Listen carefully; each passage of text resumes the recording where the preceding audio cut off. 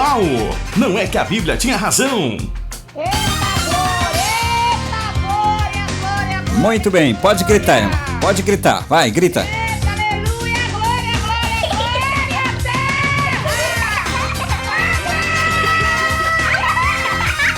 glória, Muito bem, já gritou a irmã, já gritou o menino, já gritou todo mundo. E agora nós vamos responder a pergunta do nosso irmão Leonardo. Ele quer saber, né? Quando aconteceu a expulsão de Satanás, né? Ele está falando de Caxias, no estado do Maranhão. E ele quer saber quando é que aconteceu, né? Quando é que Satanás levou o cartão vermelho. Levou o cartão vermelho, foi expulso do céu. E ele quer saber quando isso aconteceu, porque existe aquela controvérsia. Foi antes da criação, foi depois da criação. E aí, como é que foi esse negócio, né? Então vamos lá, Leonardo. Eita, Leonardo. A Bíblia tinha razão. Vamos lá. Quando foi que aconteceu isso, né? Quando é que Satanás foi expulso do céu? Olha, Leonardo, pessoas, possivelmente a maioria das que pensam, a maioria das pessoas, elas pensam que a expulsão de Satanás ocorreu em algum momento no passado, até mesmo antes da criação do mundo, né? O quê? Não acredito. Alguém acha que também foi antes da criação do mundo e até mesmo da criação do homem. Outros asseveram que esse versículo, entre o versículo 1 e o versículo 2 de Gênesis, ocorreu a guerra no céu entre Satanás e milícias angelicais, o que resultou em que o universo ficou sem forma e vazia, né? Entre aspas, sem forma e vazia, necessitando então que Deus o remoldasse, né? Remoldasse, conforme o relato do versículo 3 ao versículo 31 de Gênesis 1. Mas será que isso realmente aconteceu? Será que existem evidências mesmo, evidências bíblicas que comprovam isso? A terra era sem forma e vazia ou tornou-se sem forma e vazia? Então são algumas perguntas que a gente faz, viu, Leonardo? São perguntas que a gente faz. Em primeiro lugar, meu amigo Leonardo, devemos lembrar de uma das colunas da Reforma Protestante e uma das colunas da igreja, né? A fidelidade às Escrituras. Nós devemos ser fiéis às Escrituras. O famoso sola Scriptura, né? Sola Scriptura, certo? A Bíblia Sagrada é a nossa regra de fé e prática. Ela é a nossa regra de fé e prática indiscutível, né? Assim, não importa a minha opinião ou as minhas preferências pessoais, mas o que é revelado por Deus nas Escrituras é para o nosso ensino e para a nossa correção, conforme 2 Timóteo capítulo 3, versículo 16. Então, no Antigo Testamento, viu, Leonardo? No Antigo Testamento, eu separei aqui alguns textos, no mínimo integrantes, para que venha a assumir essas assertivas expostas aí nesse primeiro momento que nós acabamos de falar. O primeiro deles é a presença satânica no Jardim do Éden. O quê? Não acredito. Satanás estava lá de bobeira no Éden, né? A gente vê lá, ele disfarçou-se de uma serpente e foi lá perturbar a vida da Eva. A Eva estava em paz lá, correndo atrás das borboletas, o Adão cuidando dos rios, aquela coisa toda. E aí o Satanás achou de perturbar a vida da Eva e acabou perturbando todo mundo, né? Então, ele teve no Éden a presença assertiva de Satanás no Éden. Então, como explicar a sua presença, a presença do diabo, né? Se o diabo havia sido expulso da presença de Deus, o que ele fazia no jardim? O que esse peste fazia lá no jardim? Perturbar mesmo, né? Então, como explicar a presença dele? Outro texto intrigante, viu, Leonardo? 1 Samuel, capítulo 16, versículo 14, que diz: o Espírito do Senhor se retirou de Saul, e um espírito maligno vindo da parte do Senhor O quê? Não acredito. o atormentava. Um espírito maligno vindo da parte do Senhor o atormentava, né? Então, como pode ser isso, né, Leonardo? Como pode ser isso? Ainda outro texto, viu? Outro texto aqui mais incômodo ainda, né? é 2 Crônicas, capítulo 18, versículos 18 ao 22. O contexto desse texto é o seguinte: o perverso rei Acabe de Israel, o reino do norte, recebe a visita do rei Josafá de Judá, reino do sul. Acabe quer o apoio de Josafá, né, para atacar os seus inimigos em Ramote de Gileade. Josafá sugere que se consulte ao Senhor para saber se Deus estará com as tropas de Israel e de Judá. Na corte de Acabe há vários falsos profetas, entendeu? E até mesmo bajuladores tinha demais, né? Bajuladores do rei que profetizavam uma grande vitória, aquela coisa toda. Então Josafá não se convence e pergunta se há um profeta do Senhor para ser consultado. Acabe diz que sim, tem um aí, tem sim, né?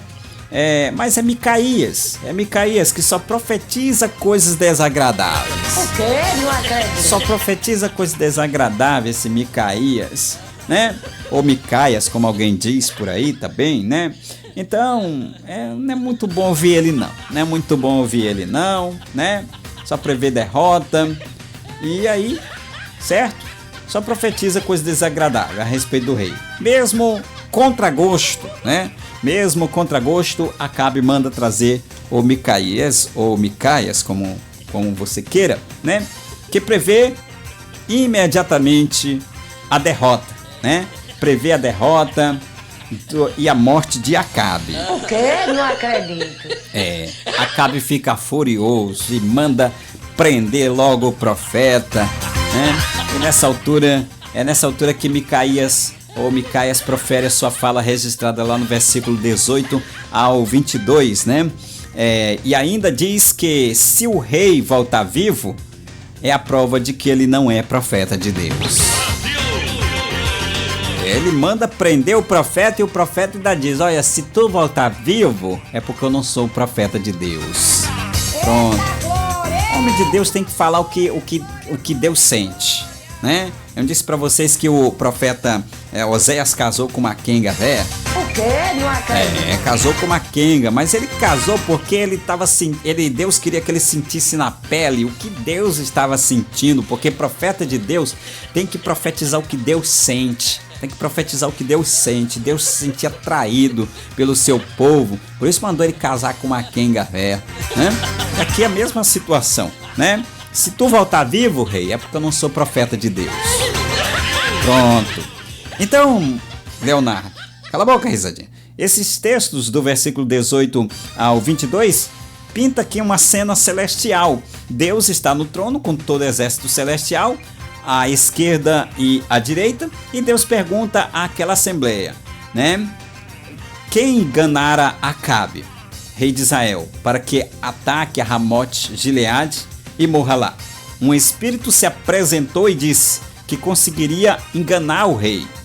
E o rei, eu irei e serei um espírito mentiroso na boca de todos os profetas do rei. O quê? Não acredito. Foi. Então Deus concordou, né, com aquele plano, versículo 22, e diz o Senhor: pois um espírito mentiroso na boca destes seus profetas, o Senhor decretou ali a sua desgraça. Então seria razoável, viu, Leonardo, pensar que um anjo poderia mentir, ou seja, pecar, sem se tornar um demônio, certo? Não. Então, quem seria esse espírito que se dispôs a mentir, senão um dos anjos caídos, né? Um demônio seguidor de Satanás? Como ele poderia estar presente na corte celestial naquela ocasião? Então são algumas perguntas que a gente faz, né? Talvez o texto mais conhecido da presença de Satanás no céu ou na corte celestial é esse, registrado no livro de Jó, em Jó 1:6 ao 12. Temos um relato de um diálogo entre Deus e Satanás. O curioso é que Satanás se apresenta a Deus na mesma ocasião em que os anjos fazem o seu culto, né? O que os anjos vão se apresentar a Deus. É bem curioso, né?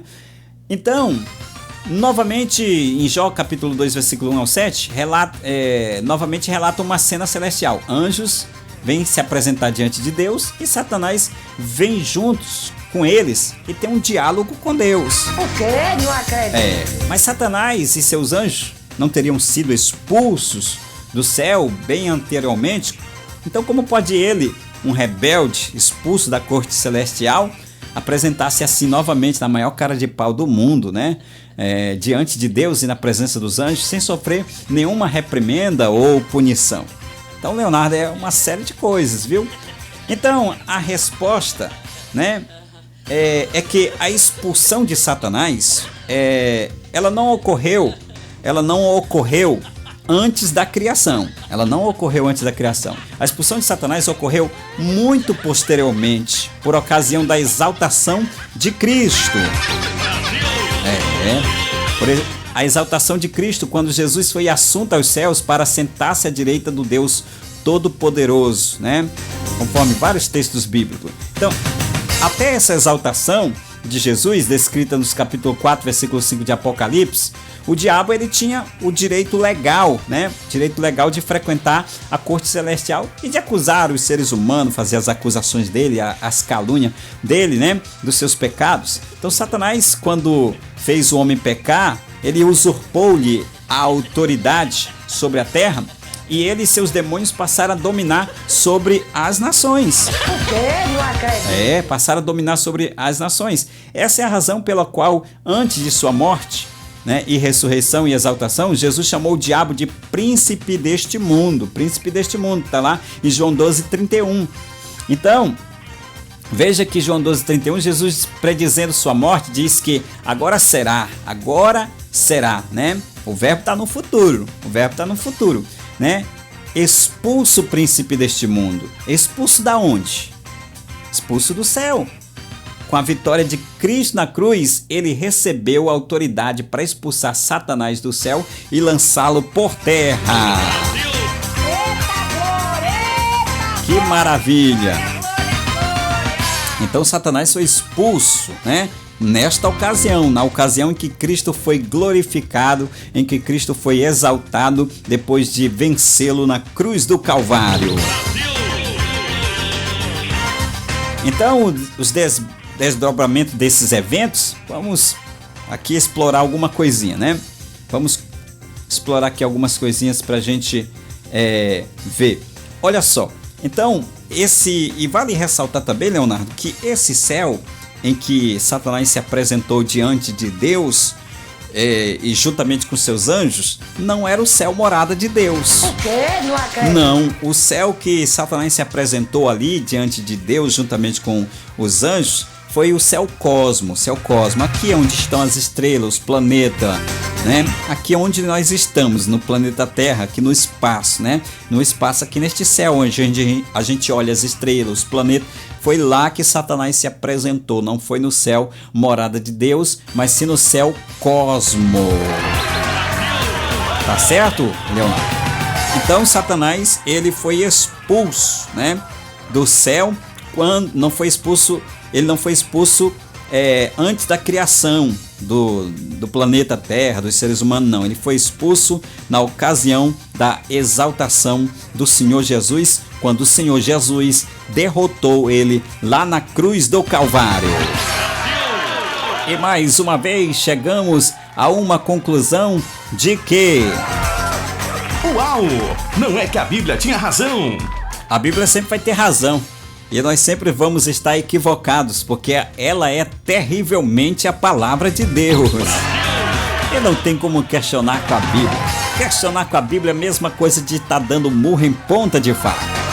Depois de todos esses esclarecimentos, só nos resta agradecer seu carinho, sua companhia e a sua audiência. Eu vou ficando por aqui. Peço que você deixe seu like, que você se inscreva aqui no nosso canal se você ainda não é inscrito e que compartilhe esse conteúdo com mais pessoas, para que mais pessoas possam ter acesso a este conteúdo, tá bom? Vou ficando por aqui. Deixo vocês agora com Acélio Trindade, porque a partir de agora a conversa é com Acélio Trindade. Tchauzinho, fui! Uau! Não é que a Bíblia tinha razão?